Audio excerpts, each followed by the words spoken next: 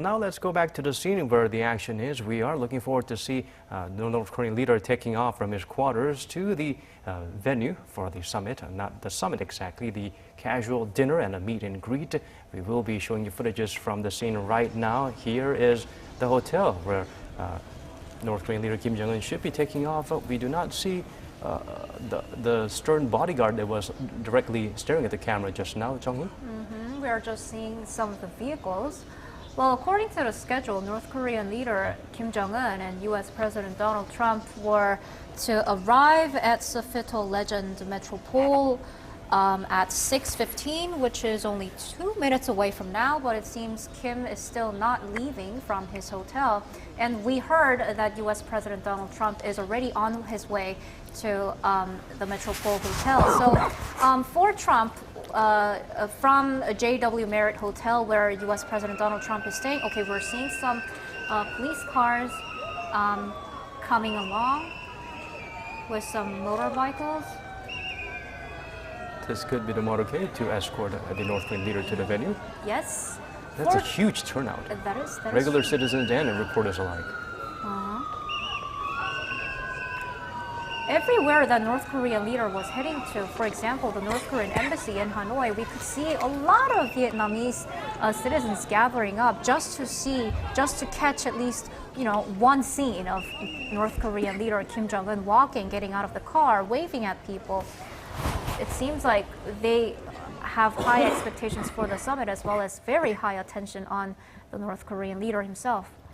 Well, in Singapore, he was quite a celebrity, just taking casual strolls and even selfies with regular citizens there. It was an unexpected, stop. It was an unexpected visit that he would make to the Marina Bay Sands with some of the top Singaporean officials, and taking selfies, looking at the nightscape of Singapore, directly looking into the economic development that Singapore was able to achieve as a hub nation in Southeast Asia.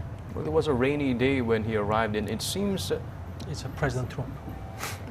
Trump has arrived at the Metropole. Yes, some vehicles with American flags are making their way to a certain spot, and we think it'll be President Trump arriving at Sofitel Legend Metropole for his one-on-one conversation with North Korean leader Kim Jong-un, as well as the social dinner.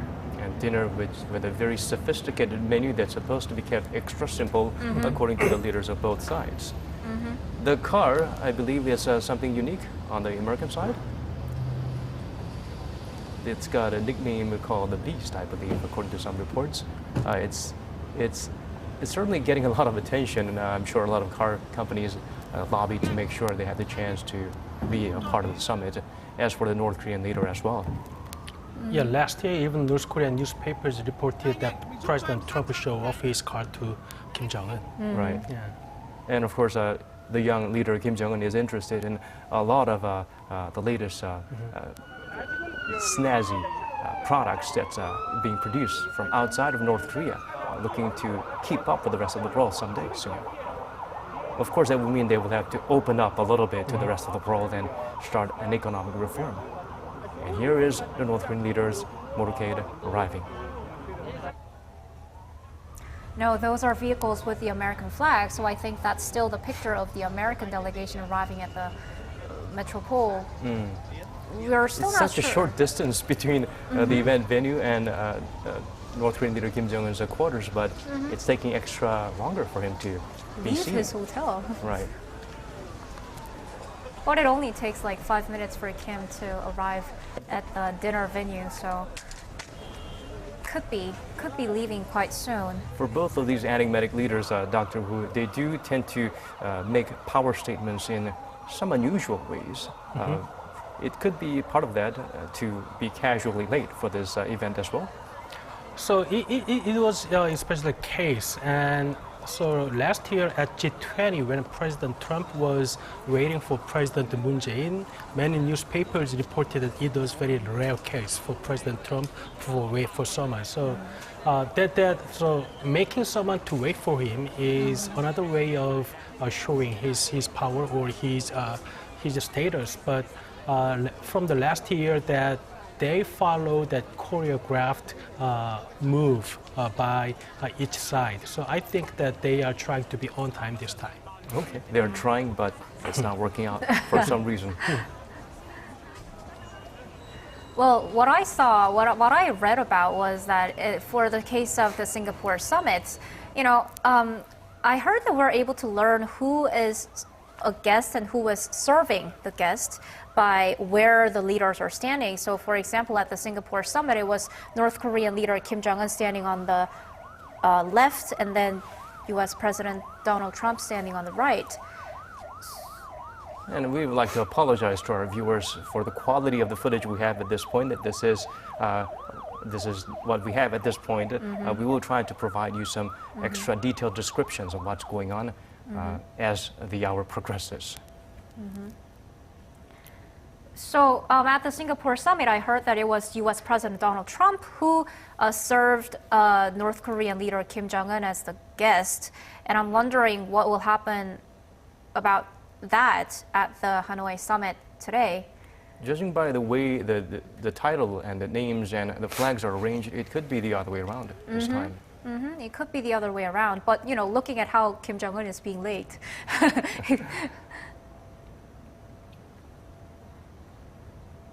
Speaking of North Korean leader's special ties to Vietnam, his grandfather has a unique bond with the founder or the leader of Vietnam, Ho Chi Minh. So founder of North Korea, Kim Il-sung, he visited Vietnam in 1958 and 1964. So at that time, Kim Il-sung also used train in part of his journey to Vietnam. And at the same time that while he's traveling to Vietnam, he met Mao Zedong twice. So there was a speculation that Kim Jong-un wants to emulate his grandfather's journey to Vietnam this time. And there's also another speculation that Kim Jong-un might be meeting President Xi Jinping on his way back to Pyongyang. But the problem for that kind of scenario is that China is going to have the biggest political conference in from March 3rd and March 4th. So, in fact, we're seeing some interesting developments there with the bodyguards stepping out of the vehicles. Yes, it seems like a lot of vehicles actually arrived at a certain place and people looking like North Korean guards just got out of the car. They're running around. It seems like North Korean leader Kim Jong-un is on his way to... Oh, and we're seeing North Korean and American flags lined up. It seems like they're going to stand for a photo op quite soon. It was interesting how Donald Trump's usual signature handshake did not shake up North Korean leader Kim Jong-un the first time they met. It seemed like they stood their ground and they did not exert too much pressure to portray some kind of a power move back then, a more amicable first contact back then. Kim Jong-un, obviously being so much younger than President Trump, he still didn't want to lose, and he still, was on his ground. He kept his pride as a leader of a regime. And hopefully Donald Trump is learning the ropes as he moves along to not really aggressively shake hands and do it for a prolonged period of time. This is an exciting moment for the people of Vietnam, as well as, of course, those of us watching from Korea and the United States as well. There are growing expectations as to what could come out of this summit. Partly, Professor Woo, because the first one was a rather disappointment, and I understand you got into a bit of a trouble by calling it not such a successful one after the summit ended. So last year, many observers expected that there's going to be a big deal, which means that North Korea is going to fully denuclearize, and the U.S. and the international community is going to provide the lifting of those sanctions and some economic aid to North Korea. So that kind of a one-shot deal is going to make a huge difference in the Korean Peninsula and the region. However, it ended up with some kind of abstract agreement between two leaders on the bilateral relations and the perpetual peace on the Korean Peninsula, and the denuclearization and the repatriation of the remains of the U.S. soldiers. So one of the expectation from there was that two countries are going to have a working level negotiation from July, but we have to wait it for like 8 months until we saw this kind of working level negotiations with the summit in February this year. So last year's summit was meaningful in that it actually decreased the tensions on the Korean Peninsula, and North Korea, as President Trump reiterated that North Korea has not tested any nuclear or missile tests since then. So it's just meaningful, but whether it has been there's any kind of like expedition for the denuclearization of North Korea, we have some doubt. So that is why we have a bigger hope this time that they are going to produce some kind of meaningful result with regard to the denuclearization of North Korea. So yeah, that remains to be seen if that's going to be touched upon between the leaders at their one-on-one brief conversation, as well as the social dinner they're going to have for an hour and a half. So right now on screen, we're seeing some American and North Korean flags lined up for a possible photo op of the leaders of Pyongyang and Washington. So according to the schedule that we have, well, right now it's 6:24. It's a 10-minute delay. Right. Things are getting behind the schedule. But they were supposed to arrive at the Sofitel Legend Hotel 10 minutes ago. Right. And they were supposed to exchange greetings at 6:30 local time, which is only 5 minutes away. But we still have not seen U.S. President Donald Trump arrive at the hotel, nor North Korean leader Kim Jong-un. Maybe that is happening, but we still haven't seen the footage of it coming in yet. So after they exchange greetings and maybe take a photo together, they'll be having a 20-minute long one-on-one conversation, as well as a dinner that'll go for an hour and a half. Right. We've seen the movements, but no definite arrivals or FaceTime to the public or the journalists who are waiting for the North Korean leader and Donald Trump, the President of the United States. In terms of the leadership style of the North Korean leader, it certainly is a changeover from his predecessors, right, Dr. Woo? So it is basically same in that they are like individual dictators in the socialist system. However, how Kim Jong-un is showing his image to the people and the world is very much different from his father and his grandfather. Especially his father has never like really showed on the international scene, and he's never like revealed his like life to the public.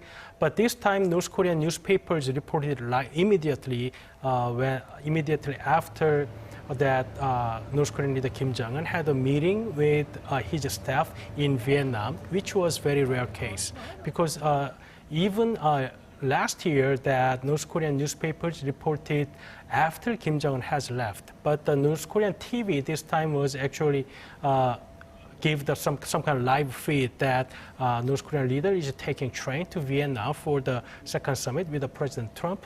And this morning, that North Korea's newspaper 노동신문 reported that Kim Jong-un visited North Korean embassy in Hanoi, and he had debriefing from his staff about the negotiations so far. So I think his style is certainly different from his father and his grandfather. Right. Media access is one way of gauging how different North Korea has become since opening up a little bit under the leadership of Kim Jong-un. Jung-hee, during the first summit, or rather the third summit between the two leaders of the two Koreas, there was considerable exposure and willingness to open up to the outside media. That is true. I mean, not just the summit, but there were a lot of schedules beyond the summit meeting itself. Like, for example, President Moon and North Korean leader Kim Jong-un decided to have dinner at a North Korean local restaurant, which was even open to Pyongyang citizens. So that was the moment when South Korean President Moon Jae-in was exposed to the North Korean public. But at the same time, Kim Jong-un not just staying at home, but decided to come out with the South Korean president and enjoy the dinner together. So that was one moment, and another moment was, of course, South Korean President Moon and the North Korean leader going to the Mount Baekdusan together. They, singing along, they spending time together at the top of the mountain. those kinds of moments were the scenes that we could see that North Korean leader is indeed willing to open up himself and actually increase his own exposure to the world, and portray himself as one of the normal leaders of so many countries, not just being a one-of-a-kind leader of a reclusive regime. So definitely, we saw North Korean leader move to different places. For example, yesterday he took a special train, arrived at Dongdang Station. He was greeted by the top Vietnamese officials. He went to the North Korean embassy. And a lot of Vietnamese citizens actually came out to the streets to capture the moments. So he is definitely increasing his exposure. And I believe that more of that we will be able to see, not just today and tomorrow, but also on Friday and Saturday as well, as Kim Jong-un will be, staying in Vietnam for 2 more days. Right, and we are going to see the leaders finally making contact. So the leaders of North Korea and the U.S. coming in to exchange greetings for a photo op, meeting for the first time since June 12, 2018. A much softer handshake and immediate exchange of pleasantries and smiles, always a good sign. Intimate smiles on their face. But it seems like the Kim Jong-un's face is more tense than last year. Right. He has more smile than last year, but it shows some kind of tenseness. Trump is speaking. Have you walked back at all on denuclearization in North Korea? No. Thank you all very much. Thank you. Mr. President, you didn't declare an end of the Korean War, sir? We'll see. We'll be seeing. Thank you. Thank you all very much. You're coming back.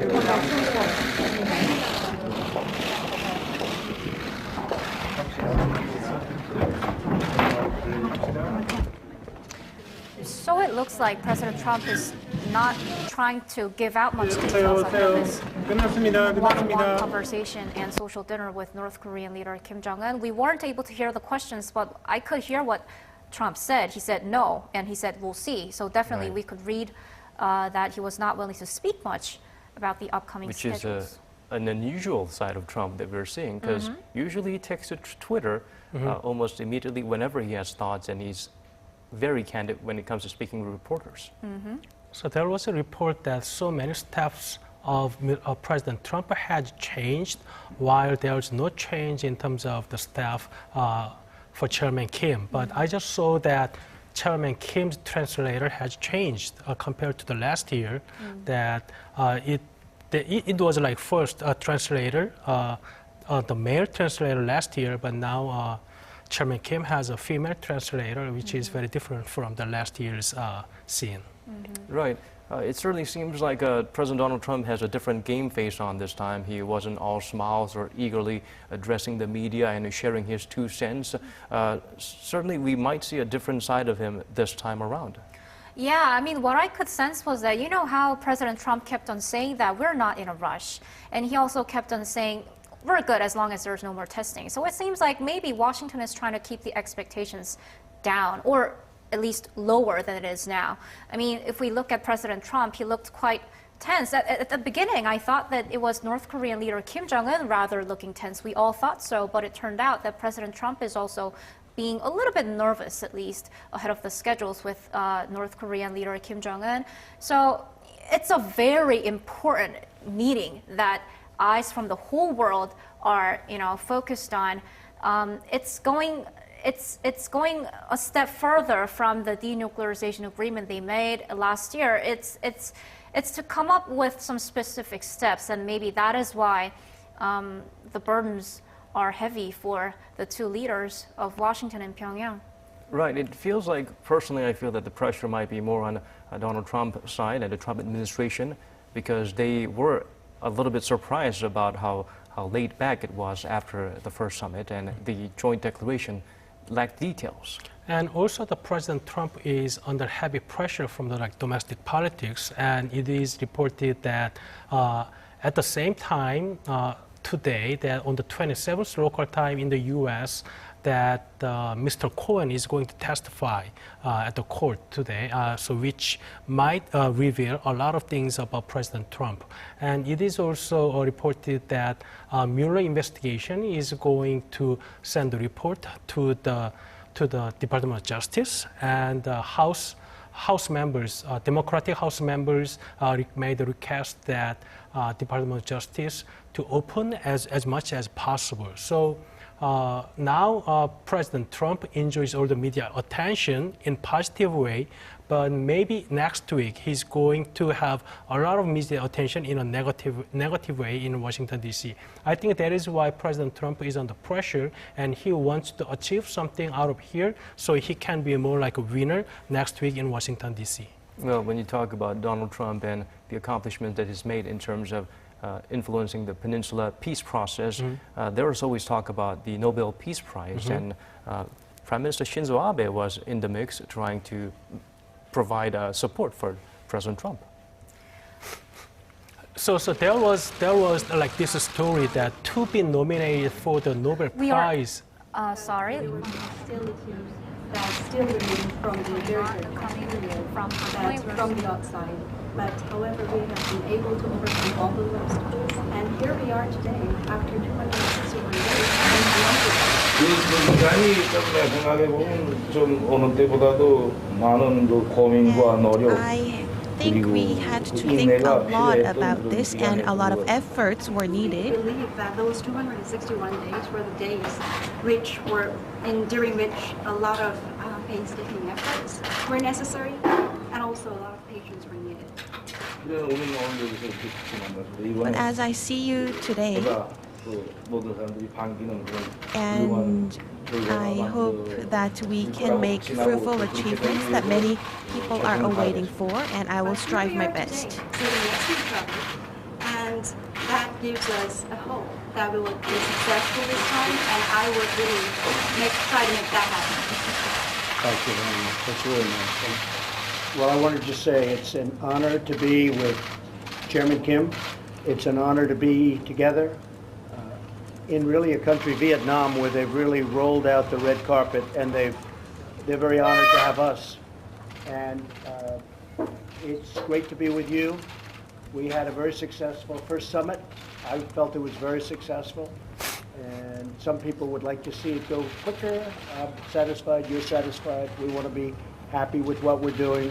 But I thought the first summit was a great success, and I think this one hopefully will be equal or greater than the first. And we made a lot of progress, and I think the biggest progress was our relationship is really a good one. 네, 대단히 감사합니다. 김정은 위원장님 다시 만나게 되어서 영광입니다. 그리고 또 오늘 같이 하게 되어서 또 매우 기쁩니다. 우리가 베트남에서 만났습니다. 베트남이 아주 우리를 굉장히 환영을 하고 레드카펫을 깐 것처럼 그렇게 환영하고 있습니다. 우리는 첫 번째 그 정상회담을 굉장히 성공적으로 마쳤습니다. 어떤 사람들은 우리의 어떤 진전이 더 빨리 갔으면 하고 그렇게 원하는 사람도 있지만 내가 보기에는 우리가 상당히 잘하고 있고 또 첫 번째 그 정상회담이 굉장히 성공적이었습니다. 이번 회담도 첫 번째 것과 같은 성공 또는 아니면 더 성공하기를 바라고 있습니다. 그리고 우리는 아마 이번에 더 많은 진전을 이룰 것 같습니다. And as I've said many times, and I say it to the press, I say it to anybody that wants to listen, I think that your country has tremendous economic potential, unbelievable, unlimited. And I think that you will have a tremendous future with your country, a great leader. And I look forward to watching it happen and helping it to happen. And we will help it to happen. 우리 그 여러 번 제가 얘기를 했고 또 언론들한테도 제가 여러 번 했습니다만은 저는 조선이 엄청난 경제적인 잠재력을 가지고 있다라고 그렇게 생각합니다. 그리고 앞으로 큰 성공을 이룰 거로 생각합니다. 위대한 지도자 밑에서 아주 잘할 거로 생각합니다. 그리고 앞으로 그러한 성공을 저는 그래서 보게 되기를 기대하고 있습니다.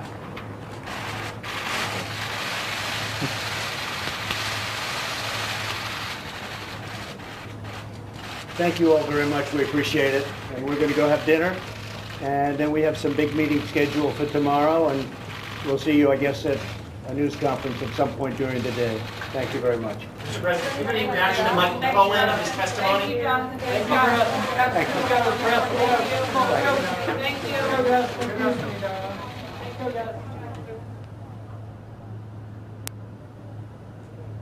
Like you said, Professor, immediately Michael Cohen comes up from the media, members of the media. Looks like President Donald Trump could not shake off the ghost from the U.S. at home. Yeah, continuing the Nobel Prize talk, that there was a report that to be nominated as a candidate for the Nobel Peace Prize, there was a nomination done by February this year. And since there was no real signal that President Trump was nominated, that there is no way that he's going to get the prize in the fall this year. But it was revealed that actually Prime Minister Shinzo Abe sent a recommendation to the committee that he recommended President Trump for that position for last year. So Prime Minister Abe already did nominate President Trump for the economic Nobel Prize. So yeah, it was kind of story there.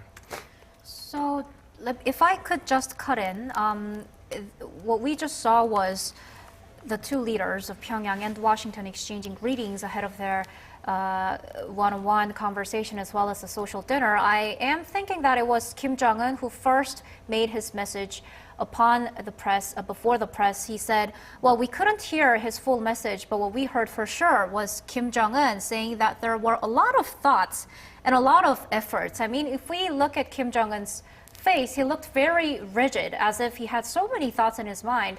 It seems like, after Kim Jong-un arrived in Hanoi yesterday, he only went to the North Korean embassy. He just stayed at the hotel the whole day. And today, when his North Korean delegation was making trips to, industrial facilities and some tourist attractions, Kim Jong-un stayed at his hotels with his top nuclear negotiators. So I'm thinking that he had a lot of work to do and a lot of thinking to do upon his meetings with the U.S. president.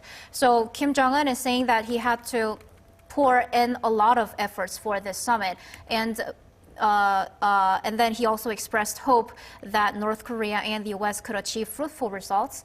And U.S. President Donald Trump was to speak after Kim Jong-un. He said it was an honor, and he also mentioned that he hopes that this second summit leads to some results that are at least equal to or greater than the results of the first summit. And he also mentioned once again, after making the tweet this morning, that North Korea has a great economic potential, saying that it's a great economic powerhouse. And when he was, saying this part, Kim Jong-un actually broke into a smile. Like, he was staying very rigid, he was staying very tense, but once Trump spoke about North Korea's economic potential, Kim started smiling, and Trump promised that the United States will help North Korea become a great economic power. So again, we could see U.S. President Donald Trump promising North Korea a bright economic future. And what we could also see was that a news conference is going to happen tomorrow. We are still not sure if this is going to involve U.S. President Donald Trump only, or if this is going to involve North Korean leader Kim Jong-un as well. We were able to see President Moon and North Korea's Chairman Kim stand together at a news conference at the summit in September last year. We're not sure if that's going to happen tomorrow, but we know for sure that there is going to be a news conference tomorrow after their summit. And there are multiple rounds of talks lined up, and we've seen it as a natural procedure from here on, from the past, when President Moon Jae-in and North Korean leader Kim Jong-un took a little stroll, then got off mic and share a little conversation. And then North Korean leader Kim Jong-un and U.S. President Donald Trump also took a bit of a stroll on the side, and we can expect something more casual happening on the side as well this time around. That's true. Well, last time at the Singapore summit, it was only a 1-minute long stroll. It was very short, but at the same time, it was a very strong one, because it's our first time to witness a North Korean leader standing next to the U.S. president and walking together with intimate smiles. We're wondering if that will happen once again. But what we're hearing is that there is a garden with a French atmosphere at the Sofitel Legend Metropole. So maybe a short stroll could happen between the leaders of the two countries tomorrow. All right, Jung-hee, let's connect to one of our reporters standing by, Ji-won, who is at the scene in Hanoi. Ji-won, what do you have for us at this point? Could you give us some updates? Well, Daniel, just to give you guys a wrap-up of the leaders' arrival at the Sofitel Legion Metropole Hanoi, President Donald Trump arrived exactly at 6:15 p.m., and North Korean leader Kim Jong-un's car followed in as well right after a few minutes. Now, with the leaders' opening remarks, the two leaders are seen to have gotten into their one-on-one sit-down, which, according to the White House, will last for about 20 minutes. And at 7 p.m. local time, the leaders will be joined by two of their closest aides for a social dinner.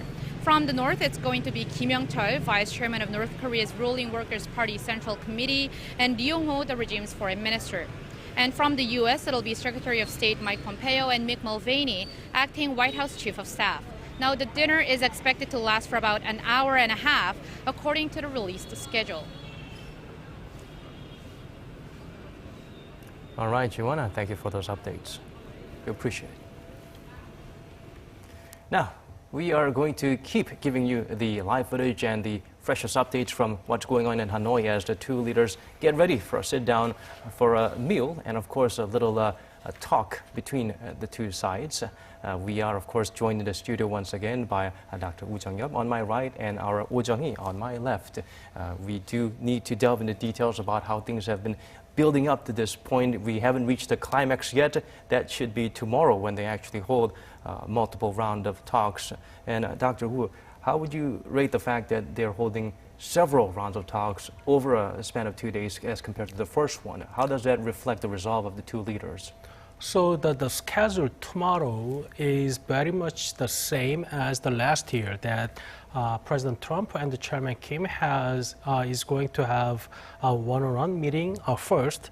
Then they are going to have lunch together with their staffs, and they are going to have the second meeting with not only their staff for the second time. So I think the schedules are very much the same as last year. So maybe the only difference is that they are going to have this dinner tonight. And so first, when President Trump mentioned that he's going to meet Chairman Kim on 27th and 28th, which means like 2 days, we thought that their negotiation would start early in the morning today. However, what they are going to do is just have a brief greeting and a social dinner, as White House described.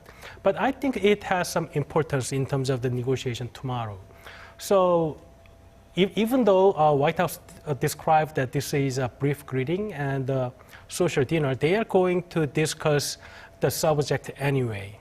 And then, since they got all briefings from their staff about the negotiations so far, so now based on their own discussion with each other, probably they are going to give some instructions to their negotiators. So last year, that until the very early morning of the summit, that the negotiators from both sides, led by Ambassador Sung Kim and Ms. Choi, respectively, they had negotiations until the very early in the morning. So I think that after the dinner, that both leaders are going to give some instructions to their negotiators, and we probably would see that their negotiators are going to have a tough job until the tomorrow morning. From the summit, as compared to working level talks, what can and cannot the two sides accomplish? I'm sure there are certain things that the two leaders can accomplish that can perhaps is out of reach for the working level talks, and vice versa. So the biggest difference between two sides are what kind of things that U.S. can provide to the North Korea in terms of the sanction relief.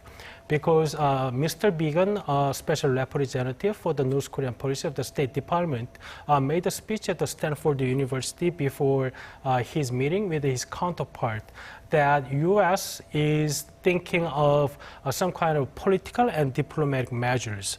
Even though he did not explicitly use the term declaration to end the war, but he implied that something in that line can be provided to North Korea. And also there are a lot of things discussed about improving the bilateral relations between U.S. and North Korea. However, he did not mention or he did not give any signal that U.S. is willing to lift some kind of sanctions, or is the sanctions according to the measures taken by North Korea with regard to its denuclearization. However, what North Korea wants is not those political or diplomatic measures, because North Koreans believe that those things should have already provided by the U.S. government, because they already dismantled the Punggye-ri nuclear testing site and Dongchang-ri missile engine testing site. So those two things are already exchanged. So for North Korea to go further with the denuclearization, such as dismantlement of Yongbyon, U.S. needs to provide something more, which is about lifting the sanctions or easing the sanctions. So I don't know how far that working level negotiators can find the middle ground between their differences. So I think a lot of things should be discussed by the leaders right now. So maybe the negotiators drafted some kind of agreement, but so many things probably would be blank in the paper. Well, I want to jump in and add a little bit on to Dr. Woo's comments. Well, North Korea actually released its stance once again today, not through its official state media, nor through its 노동신문, which is the media for the domestic people, but actually through 조선신보, which is a North Korean state media based in Japan. So through that media, what North Korea said was that it was ready to take additional measures if the U.S. would take its corresponding measures. So what North Korea is asking the U.S. to take are corresponding measures such as the sanctions relief. What North Korea wants the most is the sanctions relief, and North Korea is saying that if Washington can make a big step forward, then it can also make another big step forward. And going beyond dismantling its Yongbyon nuclear facilities, or Punggye-ri nuclear test sites, or Dongchang-ri missile engine test sites, it could even take bigger measures. And for example, that could include maybe providing a list of its arsenals, like testing sites, whatnot. So North Korea once again clarified that it's ready to move on if the U.S. is willing to provide the regime with some presents. Right. North Korea is still, of course, viewed as an unpredictable villain by many in the international community. But definitely, this regime has made some significant steps. Maybe it's small from the outside looking in, but internally they've significantly made some changes, whether it's incremental or big. Of course, because in terms of Punggye-ri nuclear test site, that's like a symbolic venue for North Korea's nuclear testing. North Korea has conducted all of its 6 nuclear tests at Punggye-ri. So dismantling Punggye-ri nuclear test site was a big one for North Korea. And at the same time, speaking of Dongchang-ri missile engine test site, that site was used for the North Korean regime to develop the engines for its intercontinental ballistic missiles, which were considered as some direct threats from the U.S. side. So those 2 sites are some of the major symbolic weapons of mass destruction sites for North Korea. And at the same time, Yongbyon is a complex that has all the facilities, from reprocessing facilities to radio chemistry labs. It's able to produce plutonium and uranium, which are some key materials to produce nuclear weapons. Those are sites that are very significant to the North Korean regime, and the regime saying that it's ready to dismantle those sites, it's actually a big promise from the regime's point of view. Right, and in terms of the negotiations, some experts are saying perhaps the U.S. needs to provide a little bit of a nudge and point out possible options for North Korea instead of just forcing something out of North Korea. So the problem for the U.S. to provide certain incentives to North Korea is that the final destination of this process is the full and final verified dismantlement of all the nuclear weapons and the materials and the facilities that North Korea has. So until reaching that kind of point, that United States needs to hold some grip on North Korea, and the only grip that they can have, only leverage that they have is imposing sanctions on North Korea. So if U.S. government is rewarding North Korea with some kind of sanctions relief at this stage, that there's no more incentive for North Korea to comply with the demand by the United States and the international community. So the reward at this stage might end up having one-time deal this time, and there's no more negotiations. And it's going to be very difficult to persuade again that North Korea is developing nuclear weapons, so we have to put another sanctions. So it's going to be very difficult for U.S. to re-establish the sanction regime like 2018. So I think that's the kind of a dilemma that U.S. government now has, because probably if North Korea does not have any nuclear weapons or nuclear materials already produced, then they probably could have some kind of agreement that they did with Iran, because Iran has all the nuclear facilities which can lead to the production of nuclear weapons, but Iran has not made any nuclear weapons yet. So it might be easier for the United States could have make an agreement that rewards something in front to shut down those facilities and to check the compliance schedule of the Iran government. But however, the problem for North Korea is that they already made the nuclear weapons and the materials. So until we can be sure that we removed all the nuclear weapons, we have to hold some grips on North Korea. So that is the biggest difference from the Iran and the North Korean case. It is similar and uniquely different at the same time. Let's go back to the scene at the hotel where the two leaders managed to make contact and sit down for talks and also address the press. We have some fresh footage. It's going to be played on tape delay, but let's take our time and soak in what has developed so far over in Hanoi. Let's take a look. We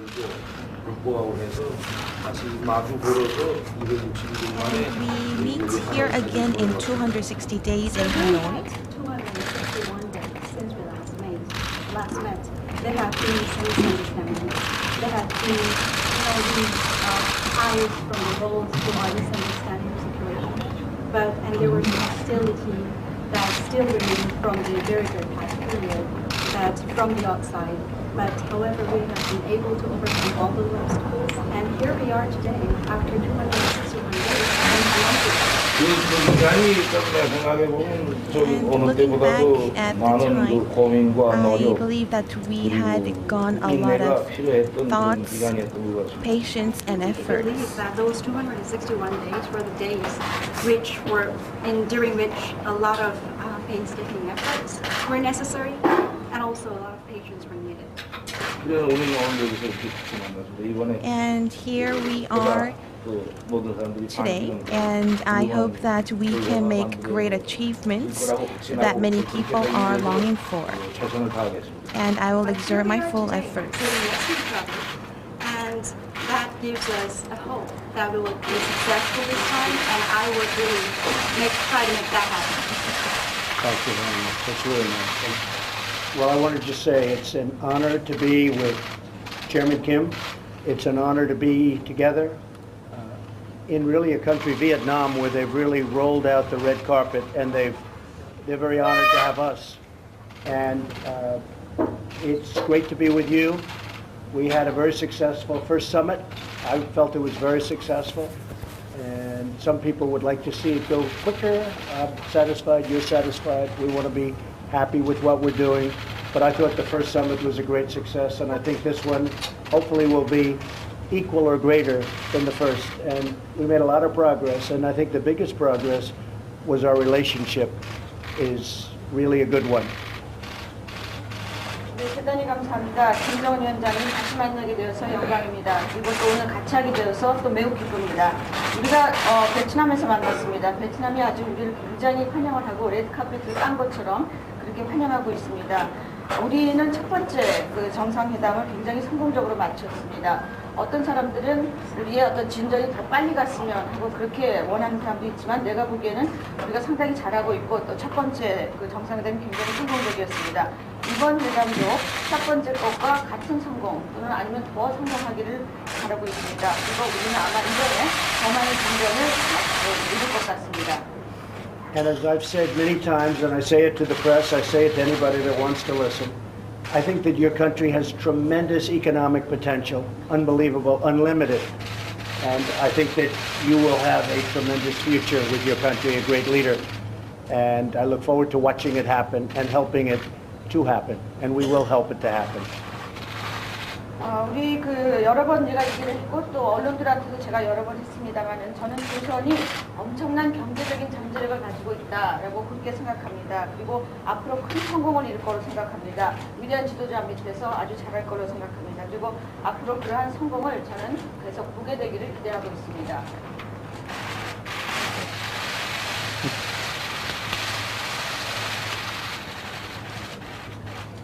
Thank you all very much. We appreciate it. And we're going to go have dinner. And then we have some big meetings scheduled for tomorrow. And we'll see you, I guess, at a news conference at some point during the day. Thank you very much. Mr. President, do you have any reaction to Michael Cohen of his testimony? Okay, ending with all smiles and looking very much forward to the dinner. I wonder if Kim Jong-un needs an interpreter. I believe he is quite fluent in English, right, Jung-hee? Yes, he grew up in a country, he grew up in, I know that he went to an international school and he actually had a lot of friends from a lot of different countries. He grew up in Sweden, as far as I know. So I know that he is very fluent in English. And, you know, when he took a short stroll with the US president last year, if they were to communicate with each other, then they could have spoken English with each other. So I'm certain Donald Trump is not exactly fluent in Korean. Yeah, so they could have, I'm thinking that they spoke in English. So Kim Jong-un could have communicated with Trump quite well in that session. Right, and there are concerns about President Donald Trump not making a detailed approach to this summit. That's been raised before. What do you make of these concerns? Should people be less worried about President Trump making the same mistake as the last summit? So there was that kind of concerns before the summit this time that that is why the U.S. government officials try to have the meaningful working level negotiations before they fix the date for the second summit. So once the date for the summit is fixed, there is no more incentive for North Korean government to fully commit to the working level negotiations because they know that working level negotiation is much tougher than dealing directly with President Trump because they had that kind of experience last year.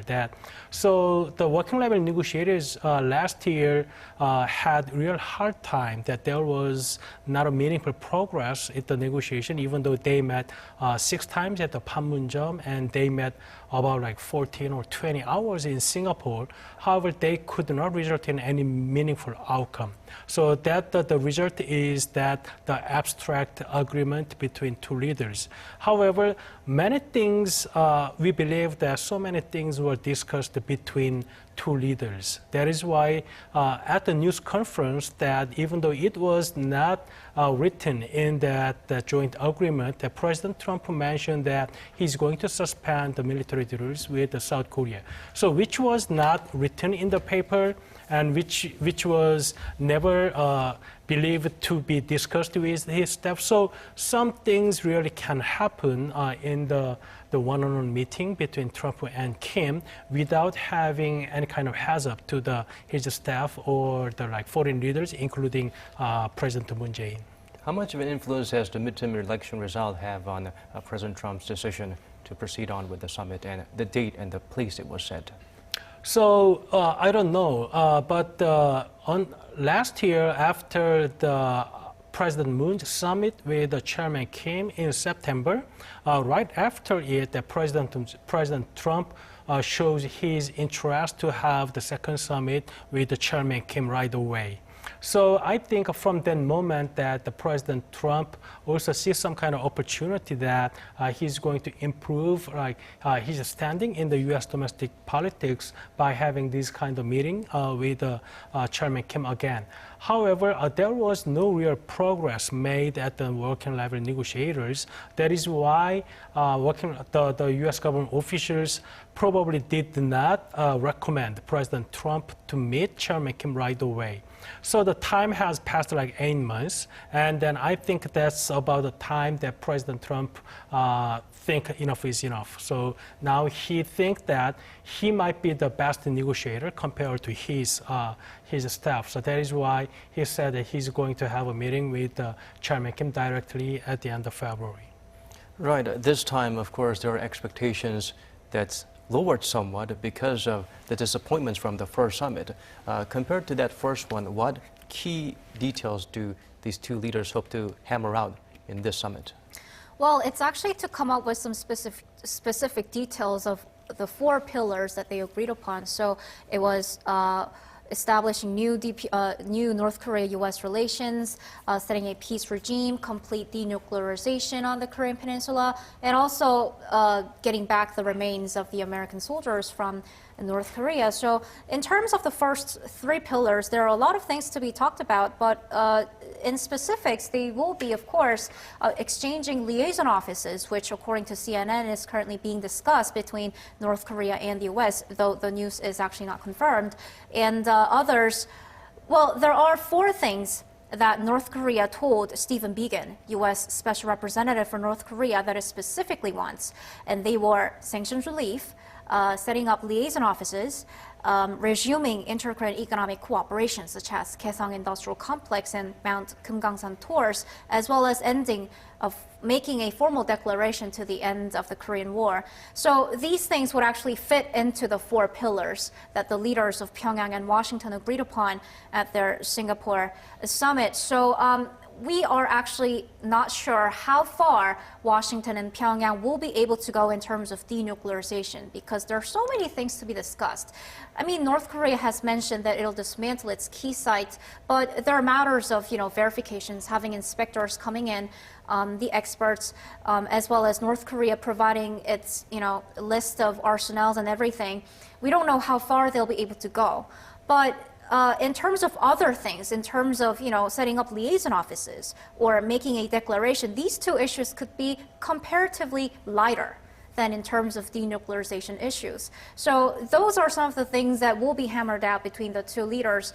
And actually, if I may ask a question to Dr. Woo, as I said, we don't know how far the 2 countries will be able to go in terms of denuclearization, but do you see matters like, setting up liaison offices, or matters like making an end of the war declaration, could these things be included in the summit declaration that'll come out tomorrow? What do you think? So the priority was given to the denuclearization issue this time. However, Mr. Biegun mentioned that the purpose of having summit this time is to make a progress out of the agreements made in the Singapore summit, which is the 4 pillars that Jung-hee just mentioned. So now the U.S. government diversify the issues from the denuclearization to 4 agreements made in Singapore. So now, if you make some kind of progress with regard to the bilateral relations or peace regime on the Korean Peninsula, or even repatriation of the remains of the U.S. soldiers, they still can claim that we made the progress this time. Even though there is very low-level progress in denuclearization, they still can argue that this summit is a huge success because we made this kind of progress. And Vietnam has very unique history with the United States, as we just talked that they fought against each other, and the biggest casualty for in the U.S. military history. And then before they re-established their diplomatic relations, there are kind of 2 demands by the U.S. government to the Vietnamese government. One is withdraw from the Cambodia, because Vietnam had a warfare with Cambodia. So U.S. government requests that Vietnam should withdraw from Cambodia. And the other is Vietnamese government should fully repatriate all the remains of the U.S. soldiers at the time. So the U.S. government, when this repatriation of the remains of the U.S. soldiers were included in the 4 element last year, some people feel very strange, because the number 4 is very much different from the number 1 to 3 in terms of the scope of the agreement. So many people believe that because the agreement between 2 on number 1 to 3, the bilateral relations and the peace regime of the Korean Peninsula and the denuclearization is too abstract. That is why they include something concrete, repatriation of the remains. However, that issue is very important for the U.S. government. So if I may that, if I can make the analogy that Japanese government always talk about abductee issues. So Prime Minister Abe yesterday mentioned that at this summit that there should be some kind of discussion on the abductee issues and the denuclearization issues. So they put abductee issues in front of the denuclearization issue, which might not be like fully understandable by Korean observers. So I think that if they can make some kind of more progress, say that the North Korean government is going to fully cooperate with the U.S. government in terms of repatriate possibly all the remains of the U.S. soldiers, then President Trump is going to say about it. And if they are going to make some kind of progress at the exchange of inspection or verification of Punggye-ri or Dongchang-ri, which were believed to be useless, no use anymore to the North Korean government. But I think that U.S. government can buy the horse second time, this time. So they can make that kind of progress in number 1 to 4, and even if they made less progress on the number 3. Right. It's a very exciting time. We are looking forward to more developments coming from Vietnam. For now, as we heard from our reporters earlier, North Korean leader Kim Jong-un and U.S. President Donald Trump are having a social dinner, and they are also set to be joined by their top aides. Our Choi Si-young tells us more about that event. After their one-on-one discussion later on Wednesday, the two leaders will have an intimate dinner, the first of its kind for Kim and Trump. Other than Kim and Trump themselves, two aides from each side are expected to be present at the dinner. Sitting next to Kim Jong-un will be North Korea's top nuclear negotiator Kim Young-chol and his foreign minister Lee Young-ho. Joining President Trump will be Secretary of State Mike Pompeo, along with acting White House Chief of Staff Mick Mulvaney. Watchers say since only the closest aides will take part in the greeting and dinner, the two countries will have a frank discussion on denuclearization and corresponding measures.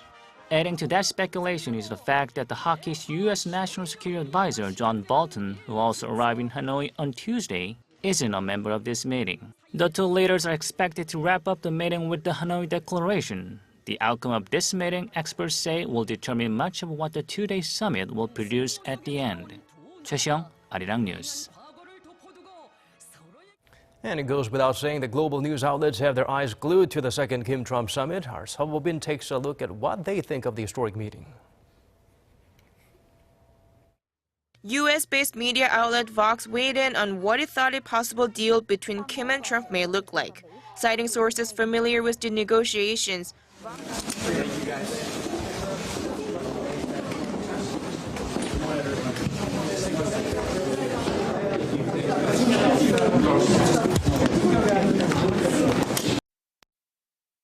So before that, they're supposed to, according to the schedule, they were supposed to have a 20-minute long one-on-one conversation. So it seems like now they're into the social dinner, which means U.S. President Donald Trump and North Korean leader Kim Jong-un spoke to each other one-on-one. So it seems like they've had maybe a good conversation, and now they're sitting down with their top officials for a social dinner. They did talk to the media and then went on to hold a little heart-to-heart conversation. And now they're ready to sit down for a meal. What do you make of the position? They seem closer to each other than the previous session, right? Yeah, so I think it's much more social than last year because it's like working luncheon and with like 7 to 8 staff accompanied. So I think that even though they described it as a social dinner, I think there is no way that they can avoid the subject of the denuclearization. So I think that, as I mentioned, that they are going to discuss and try to find what each other's position is at this stage. So Chairman Kim wants to find out whether President Trump has some room to be maneuvered to lift the sanctions. And President Trump might need to find out whether Chairman Kim is ready to give up something that President Trump can say that, oh, I got this. So I think two leaders are going to discuss that what can be exchanged, and maybe after that they are going to give instructions to their negotiators. Right. It's an intimate but intense session for the two leaders, which is possibly one reason why they wanted the menu to be simple and easily digestible. And we apologize to our viewers for some of the technical difficulties we're experiencing. We were cut off from our feed from Hanoi to give you the details about what's going on during the sit-down between North Korean leader Kim Jong-un and U.S. President Donald Trump. So if I may just jump in, we just got some pictures of North Korean leader Kim Jong-un and U.S. President Donald Trump sitting down for a social dinner. Just to give our viewers a recap, it's 7:11. It's about 7:12 actually in Hanoi right now, and they were supposed to start their social dinner at 7 o'clock in the evening. So they sat down. It's a 3-to-3 social dinner, which involves two top aides from each of Pyongyang and Washington. So from the North Korean side, accompanying Kim Jong-un are Kim Young-chol, the top nuclear negotiator who's heading the North Korean regime's United Front Department, who's involved in negotiations with the U.S. and South Korea, of course. And another one accompanying Kim Jong-un is Lee Yong-ho, who's the regime's foreign minister. From the Washington side, it'll be Secretary of State Mike Pompeo, who's the direct counterpart for Kim Young-chol on the North Korean side, and Mick Mulvaney, who's the acting chief of staff from the White House. So it'll be a 1 hour and 30-minute long social dinner between the three figures from each of Pyongyang and Washington, and it seems like the dinner has started in Hanoi. Right, Mick Mulvaney is the odd man nowadays, the unfamiliar face among the group that's been gathered. What do you make of this addition of Mick Mulvaney to the mix for this summit? So the Mr. Kelly was included last year as a chief of staff to the president. So at that time, that there was no dinner, but there was a meeting with the President Trump. So there was Secretary Pompeo and NSC advisor John Bolton.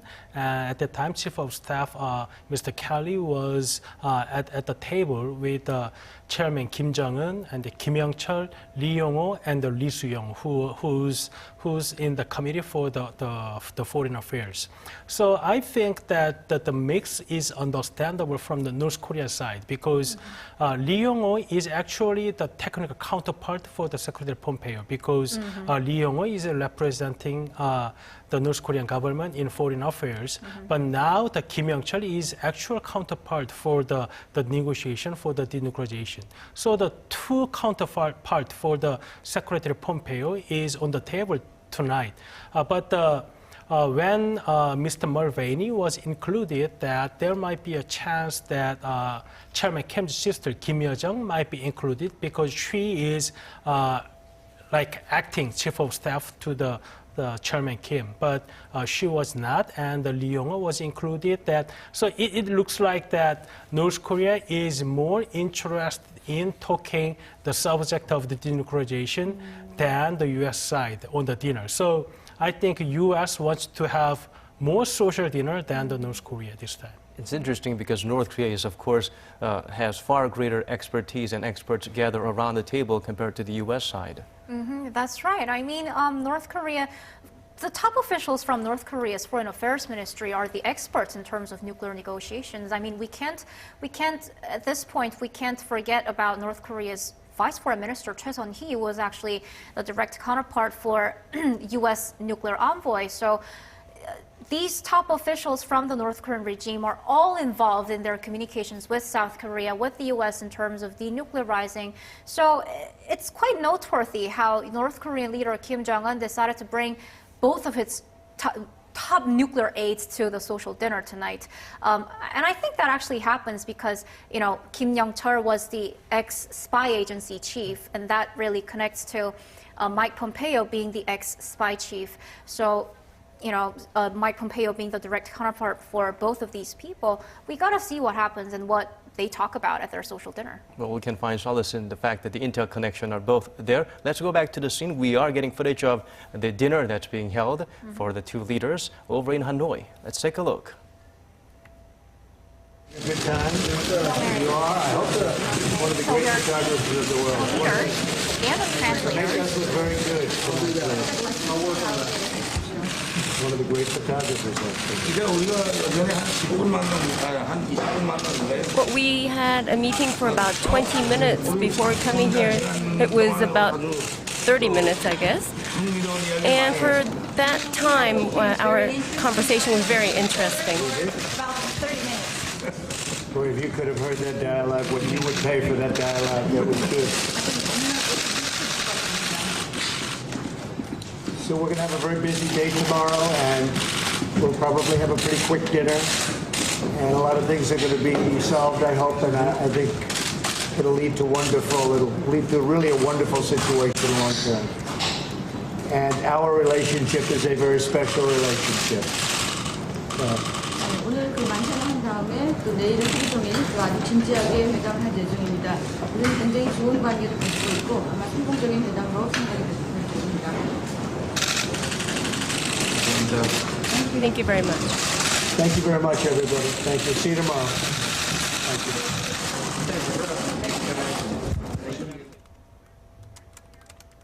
Well, it's looking like a very lighter atmosphere compared to when they first sat down and the lights suddenly went off for some unexpected special event that we did not get a closer look at. Jung-hee?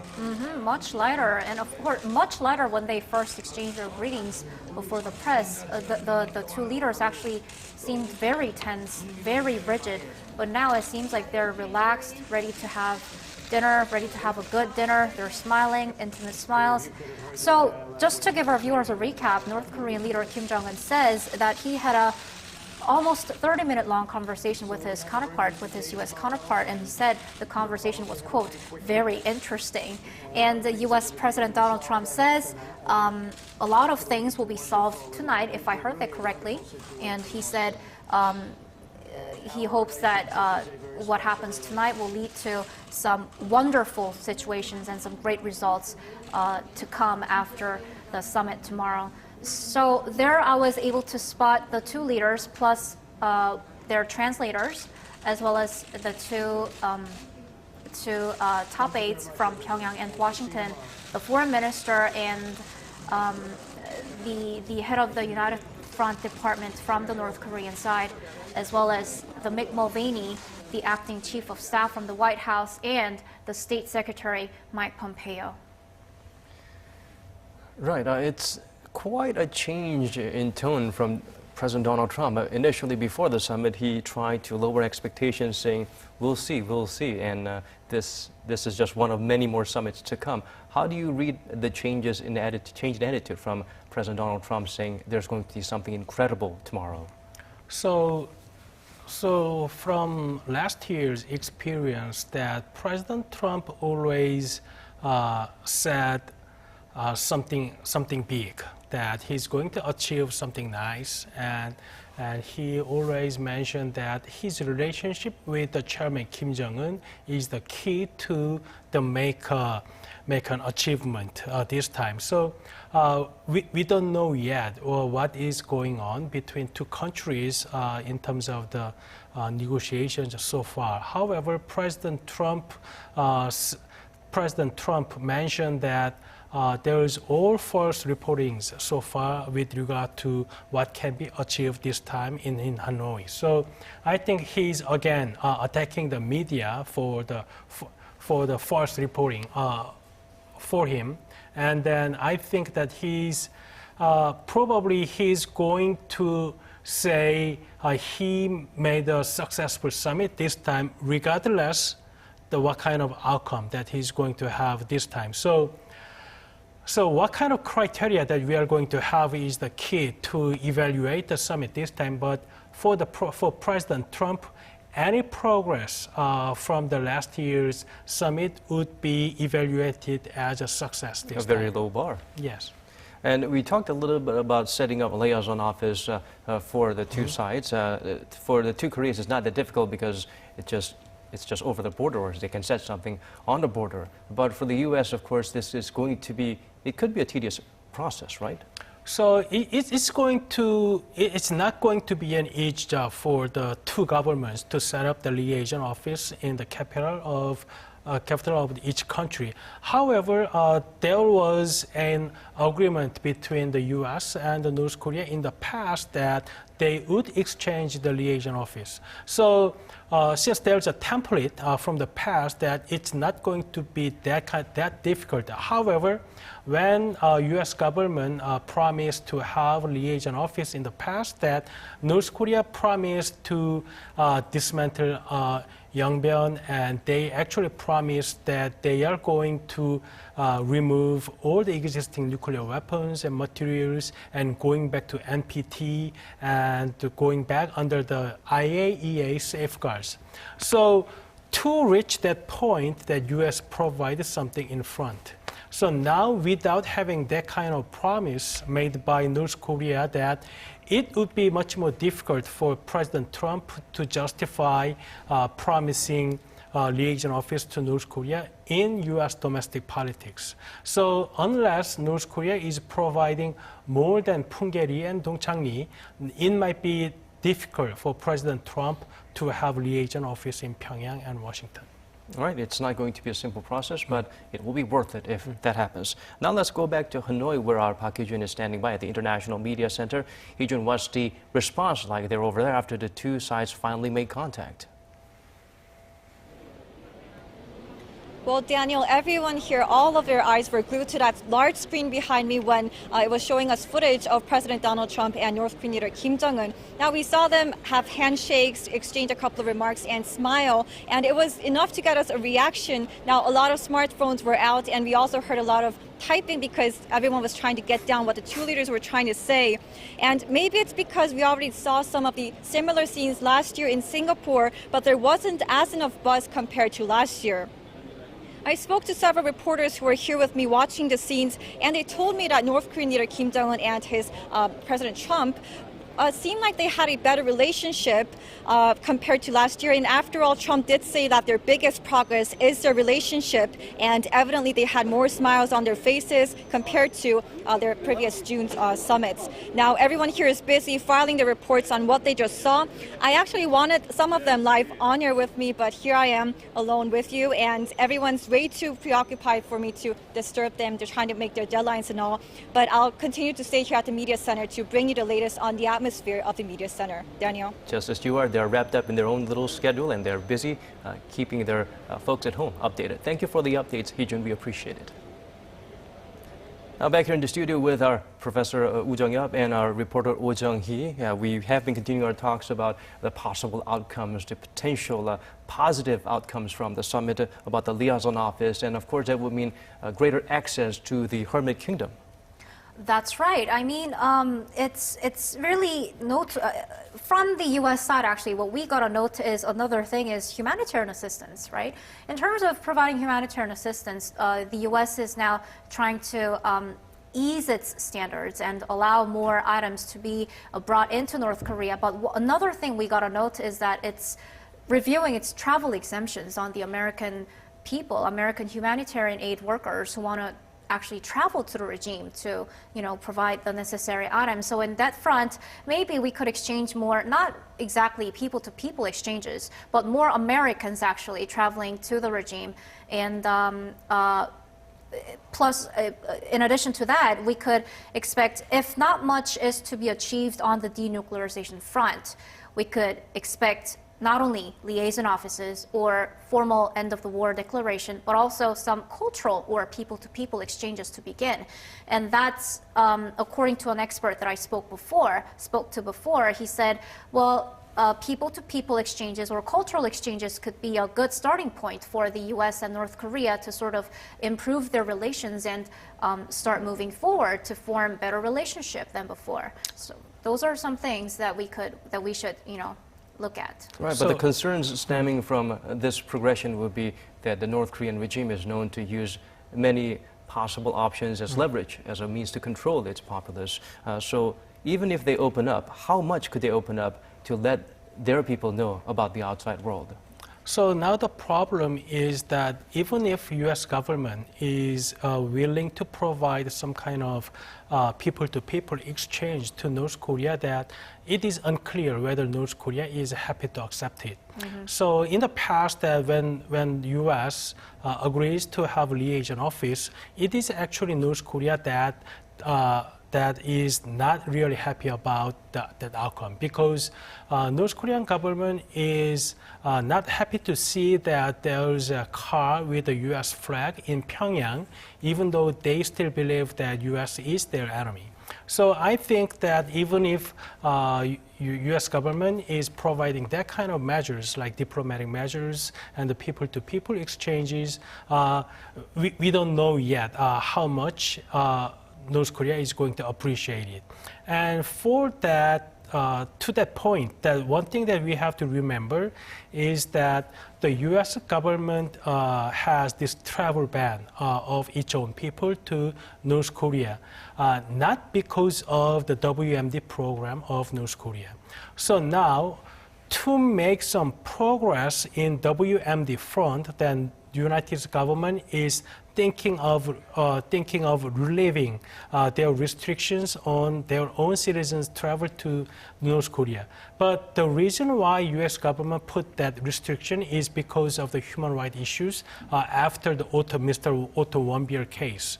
So now the reason to relieve the restriction on the people-to-people exchange or travel ban should be about there's some kind of improvement in the human rights conditions in North Korea.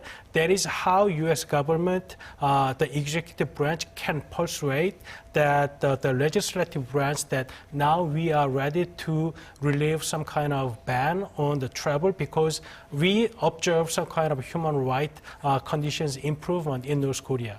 But if U.S. government is going to say that, oh, we are going to provide this to achieve some kind of goals in the WMD front, then it's going to be politically controversial within the U.S. domestic politics. And in terms of the animosity or aggressive rhetoric against the U.S., it has certainly changed from North Korea, right, over the recent months and years? That's true. Well, we of course have to note that North Korea and the United States exchanged some aggressive rhetoric towards each other. It was 2017 when President Trump said "fire and fury," and it was, the leaders showing off their nuclear buttons on their desks and their colorful adjectives. Of course, at the same time. Of course. But recently, North Korea, from its state media, has been having very restrained reporting on the United States itself, and they have actually released some statements towards the United States on their nuclear negotiations. Pyongyang has expressed quite a lot of times that it's not really satisfied with what's going on, but I really couldn't see aggressive rhetoric from those statements, unlike before. And I could see that the North Korean side was trying to be very polite. Trying very hard. Trying very hard. And it was trying to, keep it going instead of stopping everything. So in the past, North Korea would be like, okay, we're not going with this anymore. We're not doing this anymore. We're not talking to you anymore.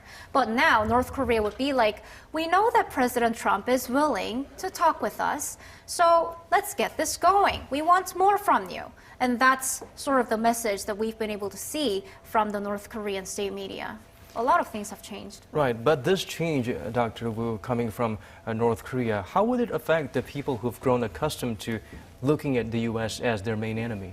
So from the propaganda point in North Korea, that it is very difficult to suddenly change the tone to its own people, that we have developed these nuclear weapons and we have suffered because of the United States, and we need to, because of the United States, we have to develop the nuclear weapons. Now we have to change, because now we have these friendly relations with the United States, and so that is why we don't need the nuclear weapons anymore.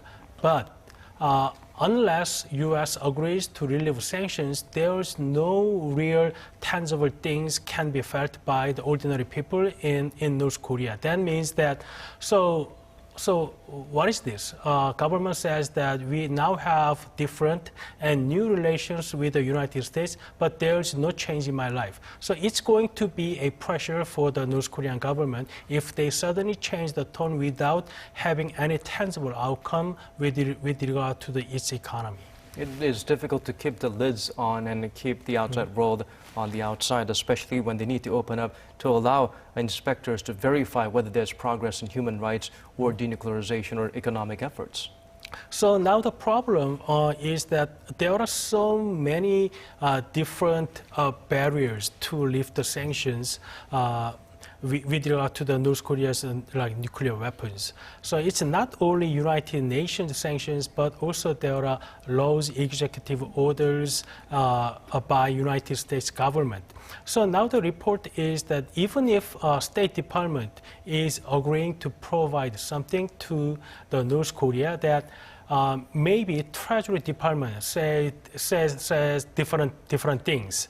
So now the problem is that the U.S. government is willing to provide something, but the internal discussions would make different outcomes that what can be provided to North Korea at this stage. So it is very complicated. In terms of interactions for economic cooperation with South Korea, there were some issues, I believe, in terms of the North Korean government's or the North Korean regime's control over the people working for the South Korean side. That has been an issue. Could that be changed in the near future if we were to resume inter-Korean cooperation in that way? So now the Inter-Korean Economic Cooperation Project has more attention because President Moon mentioned when he had a phone call with President Trump.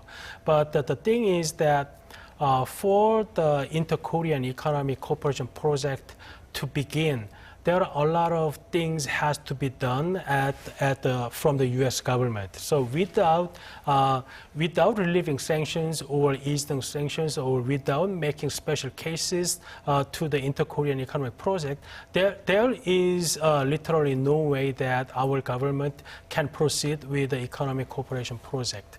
So I think that North Korean government in Kim Jong-un's New Year's address shows interest that without any preconditions, they want to resume that Kaesong Industrial Complex and the Kumgang Mountain tourism. But it's going to be a tough process to have the permission from the international community on those projects. So it could be like if the U.S., what North Korea wants is sanctions relief. It wants the U.S. to lift its sanctions. But that may not be able to happen if some critical steps are not made at this Hanoi summit right here. So if that's not possible to happen, then many think that maybe the U.S. may be able to offer sanctions waivers in more fields to enable at least inter-Korean economic cooperation. So South Korean President Moon has told the U.S. president that he is willing to take the role of forging, economic ties with North Korea if that lessens the U.S. burden. And South Korea's some top officials from the government also say that those projects not only include the Kaesong Industrial Complex and the South Korean tours to the Mount Kumgangsan, but as well as the road and railway network projects, because the two Koreas have actually done something on those fronts, and it's actually easier for them to take off instead of Washington and Pyongyang coming up with some new projects and coming up with some new sanctions waivers. So that's actually an area where the three parties, the two Koreas and the United States, could actually start off. We talk about cooperation between the two Koreas. We can't leave out the changes that has been made and that could be made in the future in terms of military tension easing, right? That's true. Well, South Korea and North Korea have worked to remove their guard post on the demilitarized zone. They've also connected a road crossing through the inter-Korean border. We've seen a lot of measures. Being taken on that military front. There were two agreements signed at the September summit last year. One was the General Summit Agreement, but the other one was the military agreement, which the South Korean government calls as a de facto end-of-war declaration. So in that front, and not in terms of the economy or culture or whatnot. Out of all these fields, the field that we were able to see the most progress was the military front. They actually achieved in lowering the military tension on the Korean Peninsula. So we definitely eyes are on what will happen in the future in that front as well. And another thing that we should look to is Kim Jong-un's return visit to South Korea as well. That was actually being discussed. A lot of attention was on whether that'll happen last year, but it actually didn't happen because there were just too much burden for the North Korean leader to come down to the South. But, you know, if this summit between North Korea and the U.S. turns out to be successful, and if there are some many reasons for the North Korean leader to come down to South Korea to make progress on their inter-Korean economic cooperation, if they have so much to discuss, then maybe the return visit could happen too. Well, from the inside looking out in terms of easing military tensions and the improving ties with North Korea, it might be difficult for some South Koreans to accept these rapid changes. So the reason for that is because there is no real change from North Korean side with regard to its military. So there's no meaningful steps taken by North Korea with regard to its nuclear weapons, and there's no sign that North Korea decrease its military readiness, which has like biggest armies in the world, right? So without having that kind of things, that South Korean government, they believe that South Korean government unilaterally remove the guard against North Korea. That is the core of the criticism from some factions within South Korea. So now, even though we have like comprehensive military agreement in the September last year, so many things should be determined at the Joint Military Committee, which was described in the comprehensive military agreement. However, even though there are so many improving outcomes that resulted in from that agreement, we two Koreas have not reached an agreement how to establish that joint military committee to determine so many details described in the comprehensive military agreement. So if some progress is made at the summit this time, that maybe North Korea is willing to engage again with the South Korea to make a development on those sides. So in the fall last year, that North Korea promised to exchange some kind of like cultural performances, but it didn't happen. So I think that North Korea is very much observed by their talks with the United States as stage. So there should be some kind of progress for North Korea to have some room to think about these kind of issues with South Korea. Well, in terms of approaching North Korea and dealing with North Korea, it seems like the more aggressive stance you take towards them, they would respond in the same manner as the USS Windows with their stealth bomber flights and North Korea responding with nuclear testings and missile testings, right? That's right, and that is actually why the chemistry between President Moon Jae-in and North Korean leader Kim Jong-un is actually very great, because President Moon Jae-in is always very friendly to the North Korean leader. He's really proactive, and he's very he's willing to talk with the North Korean leader, and he's willing to engage with the North Korean leader to make some progress and some results in terms of improving the inter-Korean ties. I mean, we've had three inter-Korean summits last year, 2 planned, 1 not. Through the 2 summits, they came up with a lot of, joint schedules, joint plans, and one that was not planned ahead was to push forward with the negotiations between North Korea and the U.S. to enable a summit between the 2 sides. So, yeah, and the leaders of the 2 Koreas came up with a lot of agreements. Those are currently in the stage of being carried out. But actually, like listening to Dr. Woo, I actually have one question I want to ask. You talked about the autumn cultural performance to be held in Seoul. Actually, the South Korean artists made their way up to Pyongyang to perform before the North Korean citizens. That was expected to happen last fall, but that didn't happen. And this time, at the September summit, how Kim Jong-un and Moon Jae-in agreed to celebrate together the March 1st independence movement. Right, independence movement, but that is not going to happen. So what do you think about these? It seems like they have a lot of grand plans to, carry out together, but somehow it ends up not happening. So when we had this family reunion in the past, that we sometimes criticized North Korea for not not cooperating fully with the South Korean government, because it's always very difficult for the North Korean government to search for the families parted during the wartime period, But a couple of years later, that we found that North Korea's administrative capacity is very much limited because they are not like normal country like us. So their government apparatus, their capacity is very much limited. So now from the 2018 January, North Korea started to have so many things. So now they are going to have a talk with the United States. They have talks at the military. They talks at the cultural level. So they have so many things which they have never experienced before.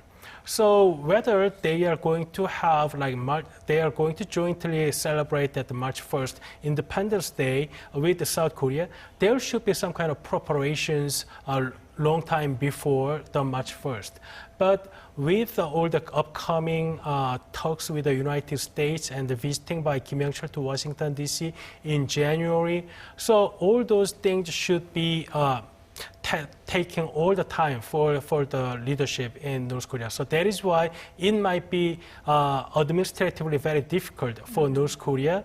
At the same time, they might not have that kind of enthusiasm at this stage because they have not gotten any tangible result out of this diplomatic move from last year.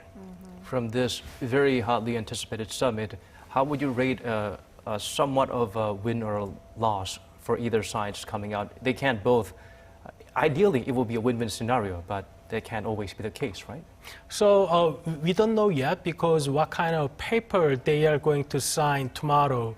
So if we can see some kind of positive progress from the Singapore summit last year, and this is not the end process. So I think we can evaluate tomorrow that if there's going to be another process promised by North Korean leader with regard to denuclearization, I think we say that it's successful. Okay, we will keep our fingers crossed and hope for the best. And we did witness the new game face of Donald Trump and North Korean leader Kim Jong-un, so we will expect something good out of today's meeting and tomorrow's summit as well.